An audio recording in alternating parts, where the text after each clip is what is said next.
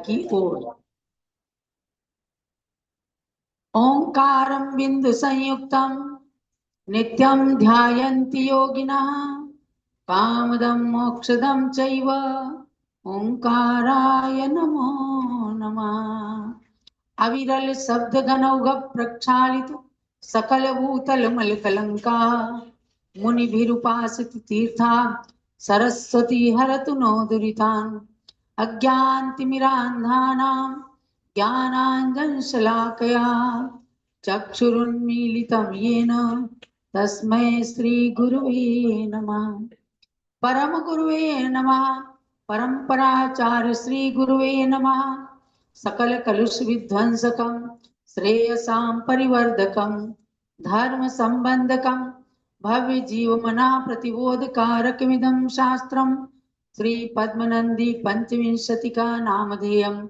अस्य मूल ग्रंथकर्तारः श्री सर्वज्ञ देवाः तदुत्तर ग्रंथकर्तारः श्री गणधर देवाः तेषां वचोनुसारमासाद्य श्री पद्मनंद्याचार्येण विरचितं श्रोतारः सावधानतया शृण्वन्तु। मंगलम भगवान वीरो मंगलम गौतमो गणी मंगलम कुंद कुंदाद्यो जैन धर्मोस्तु मंगलम। बोलो पद्मनंदी पंचविंशतिका ग्रंथ की जय। पद्मनंदी आचार्य महाराज की जय। अब इस अलौकिक ग्रंथ का स्वाध्याय करके अपने गृहस्थ जीवन को सभी लोग सफल करें, इस भावना से हमने कल से इस ग्रंथ का स्वाध्याय प्रारंभ किया है। मंगलाचरण में आचार्य देव ने भगवान ऋषभ देव को नमन किया। इसके आगे आपको ले चलती हूँ दूसरे नंबर के श्लोक में। 25 अध्याय तो हैं, ये प्रारंभिक मंगलाचरण है और मंगलाचरण के इस अध्याय के अंदर भी 5 श्लोक बहुत ही सुंदर हैं। इसलिए उसमें से जो दूसरा श्लोक अर्थात पहला तो मंगलाचरण का हुआ और दूसरा श्लोक लेती हूँ। नो किंचित कर कार्यमस्ति गमन प्राप्यम न किंचित त्रिशोर दृश्यम यस्य न कर्णयो किमपि श्रोतव्यमप्यस्ति न तेनालंबित पाणिरुज्जित गतिर् नासाग्र दृष्टिरः संप्राप्तोति निराकुलो विजयति ध्यानैक्यतानो जिनः। क्या सुंदर शार्दूल विक्रीडित छंद के माध्यम से भगवान की खड्गासन प्रतिमा का इसके अंदर जो चित्रण किया है उसको आप सुन करके बहुत ही शांत चित्त हो जाएंगे। करे नो किंचित कर कार्य मस्त गमन प्राप्यम न किंचित रसो, कि भगवान हाथ लटका करके क्यों खड़े हैं। नो किंचित कर कार्य मस्त, अब उनको करना कुछ बाकी नहीं रहा। कोई व्यक्ति केवल हाथ पर हाथ रख के बैठा है या अकेला खड़ा है, कहेंगे निकम्मा है ना, निकम्मा है, इसे कुछ काम ही करना नहीं आता। तो भगवान निकम्मे हो गए, निष्कर्म हो गए। निकम्मे के 2 अर्थ हैं, एक तो कोई काम करना नहीं चाहता, आलसी है, और एक है जिसके सारे काम पूरे हो गए तो वो निष्कर्म हो गया। भगवान को अब अपने हाथों से कुछ करना बाकी नहीं रहा, इसलिए भी खड़े हो गए हाथ लटका करके। दृश्यम यस्य न कर्णयो किमपि ही श्रोतव्यम अप्यस्तिना, और कहते हैं कि वे एकदम खड़े हैं, उनके कानों से कुछ भी सुनना बाकी नहीं रह गया। सब कुछ सुन सुन करके भगवान थक गए और अब कानों को बिल्कुल ऐसे करके खड़े हो गए कि मुझे अब संसार की कोई बात सुनना नहीं है। आत्म तत्व का तथ्य समझ करके कान है इंद्रिय रूप में, लेकिन अब उन्होंने कार्य करना बंद कर दिया, क्योंकि सांसारिक बातें सुनते सुनते ही अनादिकाल हो गए। इसलिए अब कोई चीज संसार में श्रोतव्य नहीं रह गई, सुनने योग्य ही नहीं रह गई। सुनने योग्य राग द्वेष की बातें थी, उसको भगवान ने छोड़ दिया। इसलिए अब कुछ भी श्रोतव्य नहीं रह गया, सुनने योग्य नहीं रह गया। तेना लंबित पाणि रुचित गतिर नासाग्र दृष्टि रहा।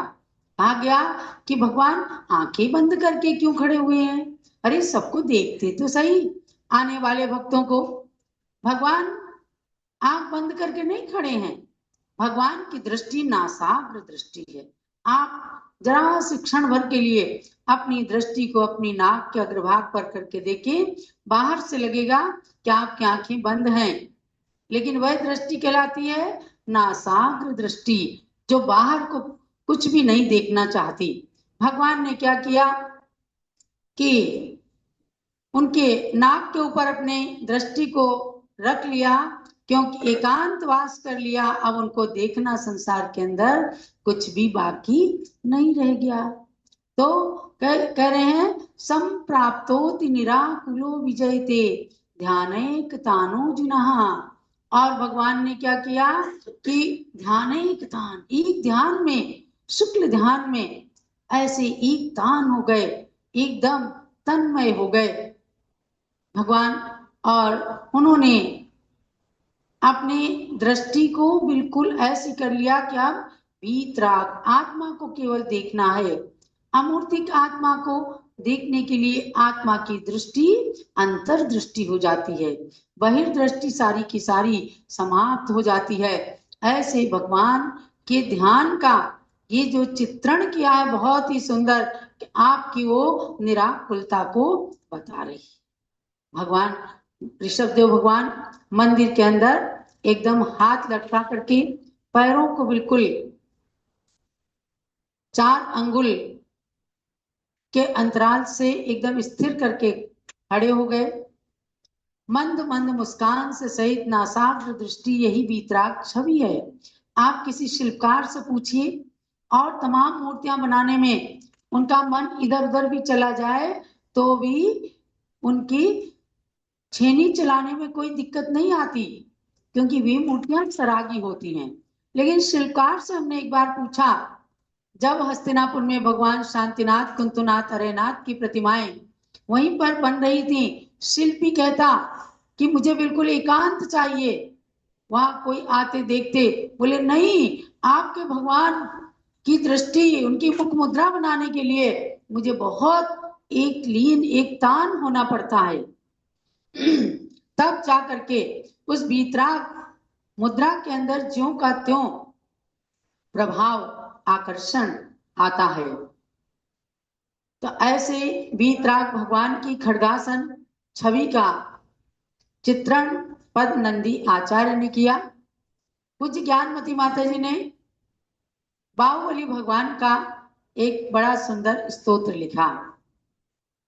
सन 1965 में श्रवण बेलगोला के अंदर चातुर्मास करके भगवान के पास 15 दिन तक ये रही, ऊपर पहाड़ पर, और वहां पर भगवान बाहुबली का ध्यान किया। उसी समय इनके मस्तिष्क में पिंडस्थ ध्यान करते करते 13 द्वीप के मध्यलोक की, जम्बूद्वीप की रचनाएं आई। और भगवान की जब स्तुति लिखी तो मैं समझती हूँ इसी को उन्होंने उसमें उतारा है। करना नहीं रहा कुछ बाकी, अतः प्रभो भुज लंबित है, नई भ्रमण करना कुछ बाकी, अतः चरण युग अचलित है। भगवान बाहुबली की उस वीतराग छवि का वर्णन करते हुए इन्होंने लिखा, बहुत सुंदर। आपको पढ़ना हो तो आप जम्बूद्वीप से मंगाना। भगवान बाहुबली का पूरा चित्रण उसके अंदर कर दिया कि भगवान अब आपको करना तो कुछ बाकी रहा नहीं, इसलिए आपने हाथों को लंबे कर लिया, आपको चलना बाकी नहीं रहा, इसलिए चरण एकदम अचल करके खड़े हो गए, देखना नहीं बाकी रहा, इसलिए नासाग्र दृष्टि करके खड़े हो गए। और भगवान आपकी ये वीतराग छवि मेरे अंदर भी आ जाए। ऐसा स्वाध्याय करते करते आप ये मत सोचो कि हमने आज 4 लाइन पढ़ी है कि 4 पन्ने पढ़े हैं। अगर 4 लाइनें भी पढ़ी हैं और उसके अंदर से आपने कुछ भी शब्द सुन लिया और उसको उतार लिया अंदर में कि भाई अब हम अपनी दृष्टि को बाह्य दृष्टि ना करके अंतर की दृष्टि करेंगे, कुछ देर के लिए हम अभ्यास करेंगे। आप आज गांधी जी के 3 बंदरों को तो हंसी मजाक में याद कर लेते हैं कि एक ने दोनों आंखें बंद कर ली, एक दोनों कान बंद करके बैठे हुए हैं और एक क्या तीसरे का आंख कान और मुंह पर हाथ लगा लिया। यानी हम बुराई नहीं करेंगे, हम बुराई नहीं देखेंगे, हम बुराई नहीं सुनेंगे। तो महात्मा गांधी के 3 बंदरों की सीख जो है महात्मा गांधी के जीवन में रही, इसलिए उनके 3 बंदर उनके प्रतीक में बना दिए। अगर वो दूसरों की बुराई केवल देखते रहते तो बड़ी लाइन कभी नहीं खींच सकते थे और देश को आजाद नहीं कर सकते थे। परतंत्रता की बेड़ियों से भारत को आजाद करने के लिए उन्होंने जो बीड़ा उठाया तो उन्होंने केवल अपने देश की जनता पर ध्यान केंद्रित किया कि हमें इस जनता को स्वतंत्र करना है और अंग्रेजों को देश से भगाना है। यही करने के लिए उन्होंने अपनी दृष्टि को केंद्रित किया। तो आज हमारा देश 15 अगस्त 1947 को आजाद हुआ।